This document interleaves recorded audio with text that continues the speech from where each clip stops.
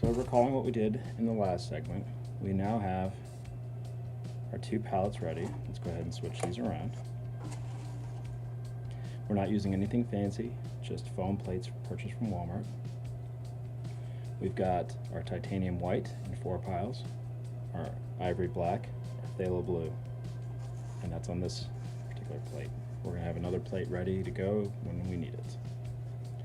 Then over here we've got our sap green, cadmium yellow pale hue, yellow ochre, alizarin crimson, and burnt umber. Okay, so we're going to go ahead and paint just a regular old mountain scene. Okay, and I've switched views so that you're looking down on the painting, but I also have another camera angle going so you can see what I'm doing when I do it.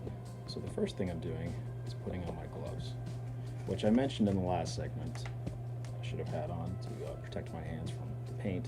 It's not the paint that really gets to your skin, it's the paint thinner. So if you can keep the paint off of your hands, then you don't have to use paint thinner on your hands, and everything will be good to go. What I'm doing now is I'm just brushing out these little crumbs that seem to have gotten onto the canvas from my little homemade camera stand here. And you'll notice that I've moved my trash can over here to my left because, again, I'm left-handed. So we've got palettes of color, thinner, brushes, palette knife, and canvas. So the first thing I want to do is I'm going to go ahead and take this palette knife, and this little ridge that I got on the edge, I'm going to use that first. Okay? And I need to make a sky. And so phthalo blue is great for making a sky. So it's going to be the first thing I do. So I told you that these 2 piles of titanium white would be used for dark colors, and now is just as good a time as any. So when mixing colors, you can always add, but it is a real pain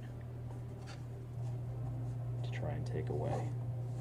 You take away by adding an opposite color, and you end up using a lot more color than is necessary. So I don't want to make this sky too light, but I need it to be a fairly light color, and I can just keep adding white until I get the whiteness that I want.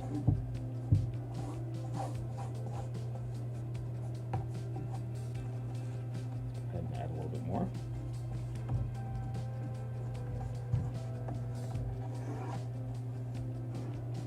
And this is one of those things that just comes from practice and just doing it over and over again.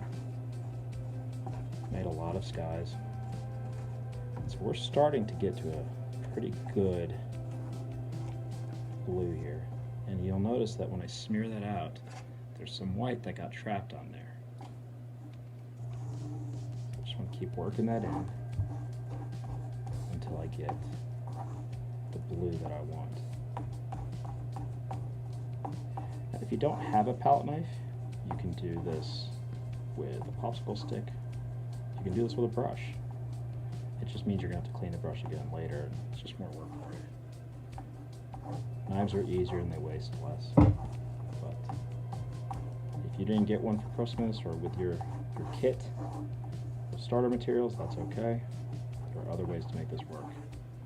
An old painting stick, which you used for latex paint, provided that the paint on it is dry, will work fine too. Anything that can just work this paint, flip it over onto itself is fine. Alright, so I need more white. Like I said earlier, we can always add white if we need it. So I'm going to go ahead and do that. Remember, I'm saving these for other things. Still got some purple in there, huh?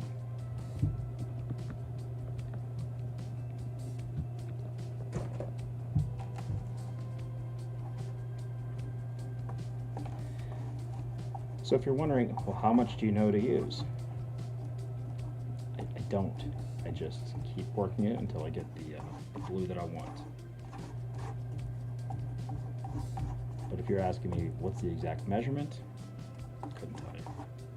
I just know that I want a light sky blue. And we're almost there. I'm going to go ahead and use the rest of this white. Gotta be careful I don't get that black in there because that'll ruin everything I'm doing. Won't ruin it, but it'll make it harder.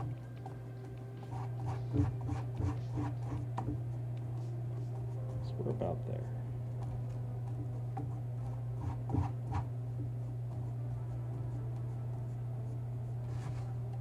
Okay. So that is a deep summery blue. It's very pretty.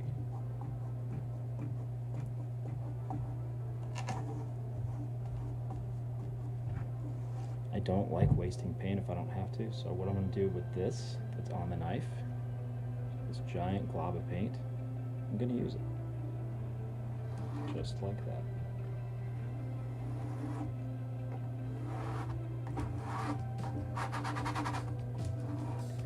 Alright, and then the rest, I'm going to put into the thinner, like so.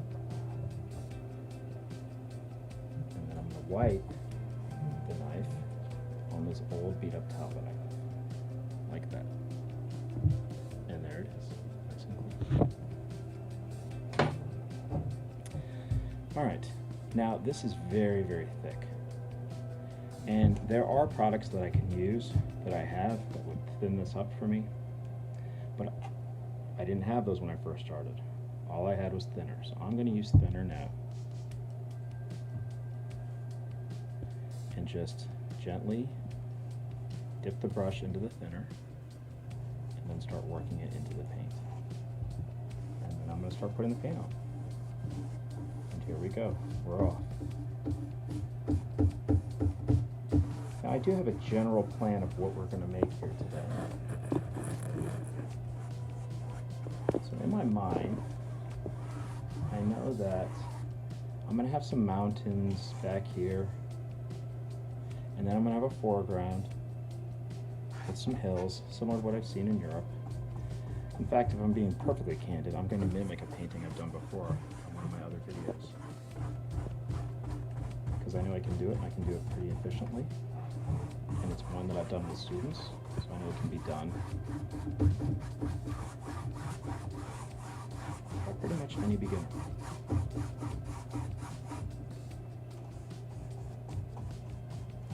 So you'll notice I'm going horizontally with the paint.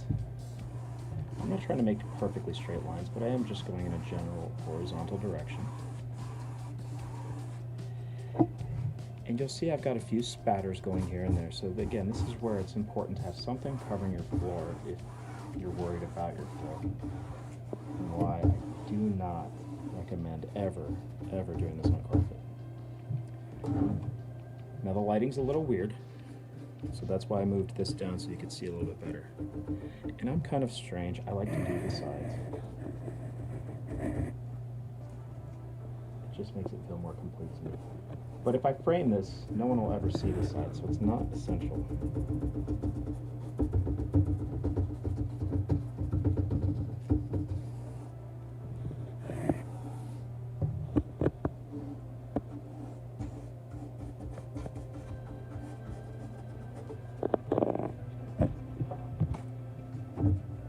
Check my work.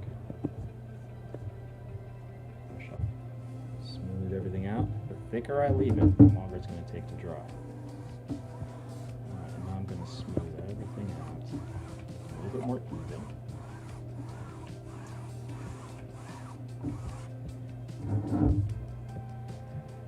And that is essentially how we do a sky.